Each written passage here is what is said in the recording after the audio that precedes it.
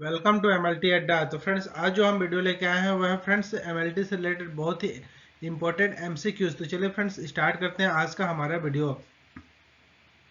तो फ्रेंड्स पहला क्वेश्चन है, डायाफ्राम में कितने छेद होते हैं? How many hole in diaphragm? Option number A 4, B 8, C 2 and D 3।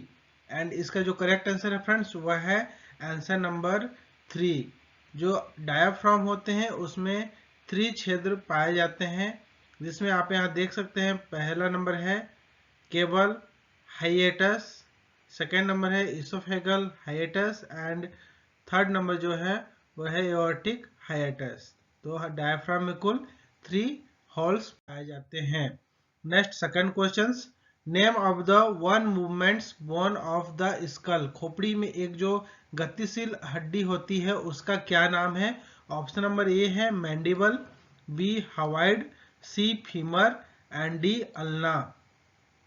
तो इसमें से जो गतिशील हड्डी होता है, खोपड़ी में टोटल 29 बोन्स पाए जाते हैं। आप यहाँ देख रहे हैं जो खोपड़ी में होती है एक गतिशील हड्डी होती है। जो आप यहाँ नीचे देख रहे हैं वह हड्डी होती है जो गतिशील, जो हमारा नीचेला जबड़ा बनाता है उसको कहते हैं मैंडिबल। तो इसका जो करेक्ट आंसर है वह answer number first mandible. Third question, which bones connected to tongues muscles? अर्थात जीभ की जो पेशी हैं, मांसपेशी, उनसे कौन सी हड्डियां जुड़ी हुई होती हैं? जिसके ऑप्शन है option number A mandible, B hyoid, C femur and D ulna.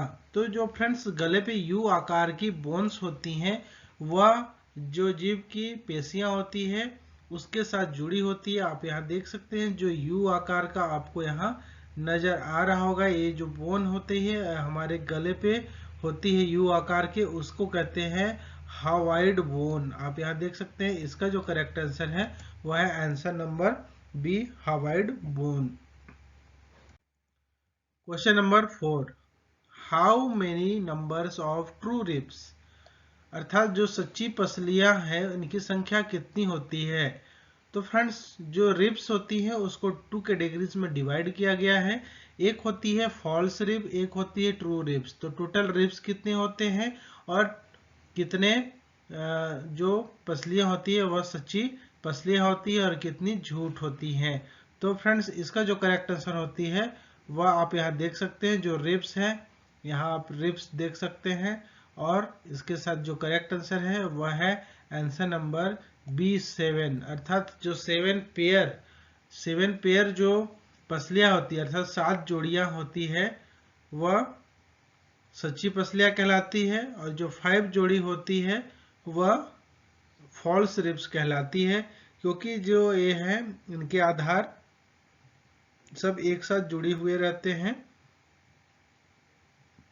और इसमें जो टोटल जो रिब्स की संख्या होती है वह 24 होती है, आप यहाँ देख सकते हैं। और इसमें से जो ये 2 रिब्स होती हैं ये इसको फ्लोटिंग रिब्स के नाम से भी जाना जाता है, क्योंकि ये एक साइड से किसी से जुड़े नहीं रहते हैं, स्वतंत्र रहते हैं, इसलिए ये तैरता हुआ रिब्स या फिर फ्लोटिंग रिब्स के नाम से भी जाना जाता है। और सामने की ओर जो जिससे जुड़े होते हैं ये जो हिस्सा होती है ये क्या कहलाती है? तो इसे मेनोब्रियम जो होती है, मेनोब्रियम यहाँ से कहलाता है। और इसके बाद ये बॉडी कहता है और यहाँ जिफॉइड प्रोसेस कहलाता है। और ये सभी को मिला के स्टर्नम कहलाता है। इस बोन का नाम स्टर्नम होता है, जिसके 3 पार्ट्स बताया गया यहाँ। तो जो 3 पार्ट्स है फ्रेंड्स वो 3 पार्ट्स आपको मैंने बताया। जो नीचे का पार्ट्स होता है जिसको हम लोग यहाँ देख सकते हैं, जो नीचे का पार्ट्स है इसको कहते हैं जिफॉइड प्रोसेस। और यहाँ आप देख रहे हैं यहाँ से यहाँ तक को, इस कलर से आपको बताता हूँ फ्रेंड्स, ये जो कलर है यहाँ से इसका हो जाता है बॉडी। और आप यहाँ रेड कलर में जो देख रहे हैं ये वाली हो जाती है जिफॉइड प्रोसेस। और इसको जो बोलते हैं येलो वाले जो भाग अभी हम आपको कलर करके दिखा रहा हूँ इसको कहते हैं मेनोब्रियम।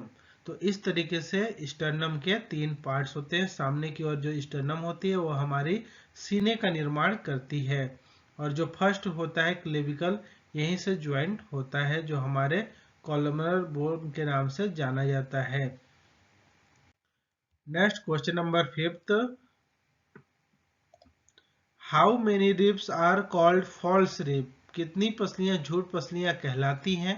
तो ऑप्शन है ए 12, बी 7, सी 5 और डी 24। तो ये यहाँ पेयर्स में है फ्रेंड्स। तो इसका जो करेक्ट आंसर है वो अभी मैंने बताया फ्रेंड्स, जो 5 पेयर्स होते हैं वो फॉल्स रिब्स के नाम से जाने जाते हैं।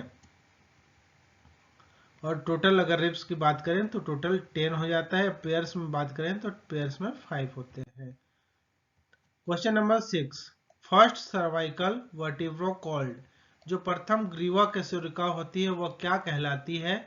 ऑप्शन नंबर ए है atlas, B axis, C lumbar and D sacrum. तो फ्रेंड्स आप यहाँ देख सकते हैं, यहाँ हमारे जो बोन्स होते हैं वो कुल 5 प्रकार के बोन्स होते हैं, जिसमें से सबसे शुरू के जो 7 होते हैं वो सर्वाइकल कहलाते हैं, और जो मध्य में होते हैं जो हमारी पीठ का निर्माण करती है, और सामने से जो हमारे सीने का निर्माण करती है वह थोरेसिक कहलाती है। उसके जस्ट नीचे आपको लंबर मिलेंगे। इसके बाद 5 सेक्रल जो वर्टिब्री होती है वो फ्यूज होती है, और 4 कॉक्सिक जो बोन होती है वह फ्यूज होती है। तो इस तरीके से कुल 26 रिब्स हमारे बॉडीज में पाए जाते हैं। अगर इसको अलग अलग गिरा जाता है तो 33 होते हैं। तो इसका जो करेक्ट आंसर होता है फ्रेंड्स वो होता है एटलस। जो फर्स्ट रिब होता है जो हमारे गर्दन गले का जो हमारे सिर का हड्डी जुड़े रहता है एक बॉल के समान, तो वह एटलस होता है। आप अगर एटलस साइकिल देखे होंगे, जिसमें एटलस में देखे होंगे कि पूरे वर्ल्ड को उठा के रखा है एक जो इंसान, उसका लोगो आप देखे होंगे एटलस साइकिल का, तो उसमें से आपको पता चलेगा। तो वह एटलस के नाम पे वही है। वह फर्स्ट बोन सबसे मजबूत जो होता है हमारे रीढ़ की हड्डी का, वह एटलस कहलाता है। और जो सेकेंड बोन्स होते हैं उसको एक्सिस बोन कहते हैं। इस तरीके से जो टोटल सर्वाइकल बोन होते हैं उसमें 7 होते हैं, और थोरेसिक 12, 5 लंबर और 5 सेक्रल मिलके एक बोन बनाते हैं, और 4 कॉक्सिक मिलके एक बोन बनाते हैं। तो इस तरीके से टोटल नंबर ऑफ 26 बोन हो जाते हैं। Next question number 7, what is the finger bone called? उंगलियों की जो हड्डी होती है वह क्या कहलाती है? ऑप्शन है carpals, B phalanges, C metacarpals and D ulnar. तो जो हमारे हाथ होते हैं, जो हमारे भुजाएं होती हैं, उसमें ये सभी बोन्स पाए जाते हैं। तो एक सबसे पहले जो होता है, अगर गले से स्टार्ट करते हैं तो क्लेविकल से स्टार्ट होता है।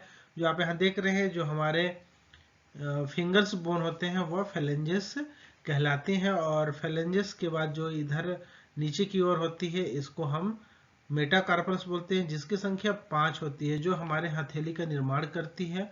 और जो कलाई का निर्माण करती है उसको कार्पल्स बोन्स के नाम से जाना जाता है। इसलिए इसका जो करेक्ट आंसर है वो है फेलेंजेस।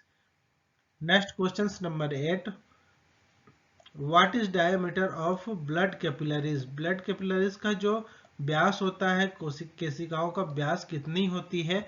ऑप्शन है A 16 micron, B 14 micron, C 7 to 8 micron and D है फ्रेंड्स 4 माइक्रोन्स। तो इसका जो करेक्ट आंसर है फ्रेंड्स वो होता है 7 to 8 माइक्रोन्स। जो आरबीसीज के जो व्यास होते हैं वे 7 to 7 माइक्रोन्स के होते हैं। और फ्रेंड्स इससे जो पतले माइक्रोन्स होंगे वो, क्योंकि वो तो ब्लड को परिवहन नहीं कर सकते, इसलिए जो ब्लड कैपिलरीज है उसका जो व्यास होता है वह 7 माइक्रोन्स का होता है। अगर 7 माइक्रोन से छोटा होगा तो ब्लड सप्लाई नहीं हो पाएगा, क्योंकि ब्लड्स का जो आकार होता है, आरबीसीज का जो आकार होता है वह 7 माइक्रोन्स के होते हैं। अगर 7 माइक्रोन्स के और होल उससे छोटा रहे तो ब्लड का जो फ्लो होगा वहाँ रुक सकता है। और ब्लड फ्लो अगर रुक गया तो हमारे बॉडी से फिर कलेक्ट कैसे होगा? क्योंकि बॉडी से पूरा कलेक्ट करने के लिए जो हमारे जो धमनियाँ होती है, आर्टरीज होती है और जो वेन्स होती है वह छोटे छोटे खंडों में बट जाती हैं, जिसको सिराएं और मतलब ब्लड कैपिलरीज केशिकाएं के नाम से जाना जाता है। तो उन केशिकाओं का जो व्यास होता है वह 7 से 8 माइक्रोन का होता है। आप यहाँ देख सकते हैं, यहाँ आर्टरीज का केशिकाएं जो जाल बिछाती हैं और यहाँ से आप वेंस का जो जाल बिछाती है एक दूसरे से जुड़ी हुई होती हैं। जो आप रेड हिस्सा में देख रहे हैं वो ऑक्सीजनेटेड ब्लड होती है, जो टिश्यूज तक पहुंचाया जाता है ऑक्सीजन को, और इसके बाद डीऑक्सीजनेटेड ब्लड होने के बाद ये जो वेंस के जो कैपिलरीज होते हैं वह इसको कलेक्ट करके बॉडी से लेके पूरा हार्ट तक पहुंचाया जाता है। तो इस तरीके से ये सिस्टम चलता है। तो इसका करेक्ट आंसर है answer number C, 7 to 8 micrometres या micro. Question number 9, in human hearts impulses are originated from. मानव हृदय में आवेगों की उत्पत्ति कहाँ से होती है? तो ऑप्शन है AV node, SM node, Purkinje fibres या फिर बंडल ऑफ हीज। तो कहाँ से जो नोड्स उत्पन्न होता है? तो सबसे पहले जो होता है इसका करेक्ट आंसर देखते हैं, ये होता है एसे नोड। एसे नोड के बाद सेकेंड होता है वह एवी नोड में आता है। इसके बाद बंडल ऑफ हीज, इसके बाद right and left bundle branches, इसके बाद पुरकेंजे फाइबर्स। तो इस तरीके से इसका जो आवेगों की उत्पत्ति और ओरिजिनेट होने के बाद जो इसका क्रियान्वयन होती है, इसका गति होती है, उसका पैथवे होता है। Next question number 10, chemical digestion of food done by in human bodies. मानव शरीर में जो भोजन का रासायनिक पाचन होता है वह किसके द्वारा होता है? ऑप्शन नंबर ए है प्रोटीन, बी एंजाइम, सी कार्बोहाइड्रेट या फिर डी नॉन। तो जो भोजन में डाइजेस्टेड होता है, कंप्लीट जो डाइजेशन होता है वह किसके द्वारा होता है? तो इन सभी जैसे सिलेवरी ग्लैंड से, माउथ से, इसोफेगस, स्टमक में जो एसियल जठर रस होते हैं वहां से कई सारे जो एंजाइम्स आते हैं, उन्हीं एंजाइम्स के माध्यम से जो भोजन का रासायनिक पाचन किया जाता है। इसलिए करेक्ट आंसर हो जाएगा enzyme. Question number 11, bile juice is helpful in diagnosis of पित्त। पित्त रस के पाचन में सहायक होता है। जो पित्त रस होता है, बाइल जो जूस होता है वह किसके डाइजेशन में होता है? तो बाइल जो हेल्प करता है इमल्सिफाइड फैट को जो large drop of fat to small drop of fat, how is emulsification useful. तो इस तरीके से बाइल साल्ट जो होते हैं वो फॉल्ट के पाचन में सहायक होते हैं। Next question number 12, which blood group is not found any antigen. किस रक्त समूह में कोई भी प्रतिजन नहीं पाया जाता है? ए, बी, ओ या फिर ए बी। तो ब्लड जो ग्रुप होता है फ्रेंड्स, जो ए होता है उसमें एंटीजन ए पाया जाता है, बी में एंटीजन बी पाया जाता है और ए बी में ए बी पाया जाता है, किंतु ओ होता है उसमें कोई भी एंटीजन नहीं पाया जाता है। इसके जस्ट अपोजिट देखा जाए फ्रेंड्स, तो ए में B antibodies, blood group B में A antibodies and blood group O में ए बी दोनों एंटीबॉडीज पाए जाते हैं, और ए बी जो ब्लड ग्रुप होता है इसमें कोई भी एंटीबॉडीज नहीं पाया जाता है। इसलिए एंटीबॉडीज और एंटीजन की प्रक्रिया नहीं होने के कारण इसमें जो ए बी जो होता है वह सर्वग्राही हो जाता है, और जो ओ होता है उसमें कोई भी एंटीजन नहीं होने के कारण वह सर्वदाता बन जाता है। चलिए अब नेक्स्ट क्वेश्चन की ओर बढ़ते हैं friends. Question number 13, which organ is also called yellow bodies. किस अंग को पीला पिंड के नाम से जाना जाता है? तो इसका जो करेक्ट आंसर है फ्रेंड्स वह होता है, आप यहाँ देख सकते हैं जो डायग्राम दिया हुआ है, ये जो डायग्राम है वह होता है मतलब जो पीरियड्स होते हैं, मेंसेस चलता है, जो मासिक चक्र चलता है, पीरियड्स पूरा मेंस्ट्रुअल साइकिल, तो उसके पूरे 1 मंथ की यह दिया हुआ है ओवरीज का। तो ओवरीज में जब फॉलिकल्स जब डेवलपमेंट्स होते हैं, फॉलिकल डेवलपमेंट होने के बाद जो कार्पस ल्यूटियम बनता है, तो वही इसके बाद ओव्यूलेशन होता है। ओव्यूलेशन के बाद जो कार्पस ल्यूटियम होते हैं, इन्हीं को येलो बॉडीज के नाम से जाना जाता है।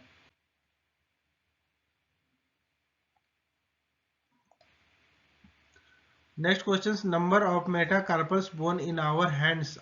हमारे हाथों में जो मेटाकार्पल्स होती है उसकी संख्या कितनी होती है? ऑप्शन है 4, 8, 10 या फिर 12। तो फ्रेंड्स इसका जो करेक्ट आंसर होता है वह होता है आंसर नंबर 5, मेटाकार्पल्स। और कार्पल्स की संख्या जो होती है वह 8 होती है, मेटाकार्पल्स की संख्या 5 होती है, और जो फेलेंजेस होती है उसकी संख्या 14 होती है। तो अगर दोनों हाथ का मिला के बोला जाता है तो मेटाकार्पस की संख्या 5 + 5 = 10 हो जाते हैं। Next question, fertilisation take place in, fertilisation या निषेचन की क्रिया होती है वह कहाँ होती है? ऑप्शन है फ्रेंड्स आपके लिए A ampulla, B fallopian tube, C cervix and D uterus. तो निषेचन की जो प्रक्रिया होती है फ्रेंड्स वो निषेचन फैलोपियन ट्यूब के एम्पुला के जो भाग होता है वहाँ होता है, इसलिए इसका जो करेक्ट आंसर है वह है फैलोपियन ट्यूब एम्पुला। तो फ्रेंड्स ये रहा आज का हमारा वीडियो। उम्मीद करता हूँ आपको आज का हमारा वीडियो पसंद आया होगा। तो आज आप जो हम क्वेश्चंस देखें कुछ इस तरीके से क्वेश्चंस हैं, तो उम्मीद करता हूँ ये सारे क्वेश्चंस आपको पसंद आए होंगे। Thank you for watching, have a good day. जय हिंद, जय भारत।